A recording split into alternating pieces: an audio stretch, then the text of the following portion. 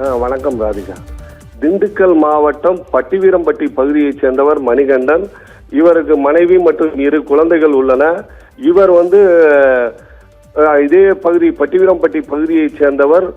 கொடைக்கானல் கீழ்மலை பகுதியான பெரியூர் ஊராட்சிக்கு உட்பட்ட பள்ளத்துக்கால்வாய் பகுதியில் எஸ்டேட் வைத்துள்ளவரிடம் கார் ஓட்டுநராக கடந்த சில நாட்களாக பணி செய்து வருவதாக கூறப்படுகிறது.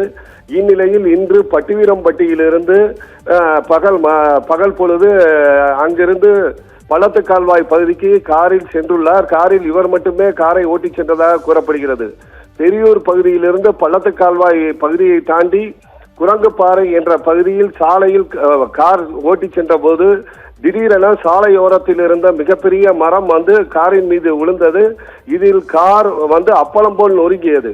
இதில் காரில் இடிபாடுகளில் சிக்கி மணிகண்டன் கூச்சலிட்டுள்ளார். அதேபோல் மரம் விழுந்த சத்தம் கேட்டு இப்பகுதியைச் சேர்ந்த பொதுமக்கள் மற்றும் அரசியல் பிரமுகர் என அனைவரும் மூடி மரத்தை அகற்றும் பணியிலும் அதேபோல் தாண்டிக்குடி காவல்துறையினருக்கும் தகவல் அளித்துள்ளனர்.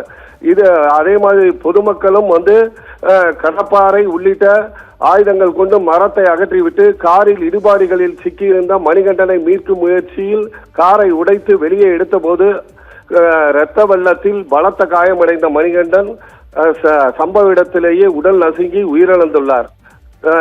சம்பவம் குறித்து தாண்டிக்குடி காவல்துறையினர் வழக்கு பதிவு செய்து விசாரணை நடத்தி வருகின்றனர். மேலும் இப்பகுதியில் உள்ளவர்கள் கூறும்போது சாலையோரத்தில் விபத்தை ஏற்படுத்தக்கூடிய மரங்களை உடனடியாக அகற்ற வேண்டும்.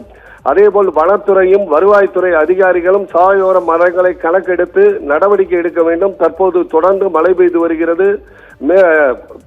கொடைக்கானல் மற்றும் கொடைக்கானல் கீழ்மலை மேல்மலை பகுதிகளில் தொடர்ந்து பலத்த மழை பெய்தாலே மரங்கள் சாயும் சூழ்நிலை உள்ளது. ஆகவே விபத்தை ஏற்படுத்தக்கூடிய மரங்களை அகற்ற வேண்டும். தற்போது மணிகண்டன் என்பவர் மரம் சாய்ந்து காரில் சிக்கி உயிரிழந்துள்ளார். இதே போன்ற சம்பவங்கள் மீண்டும் ஏற்படக்கூடாது. ஆகவே மாவட்ட நிர்வாகம் உடனடி நடவடிக்கை எடுக்க வேண்டும் என கோரிக்கையும் வைத்துள்ளனர் ராதிகா.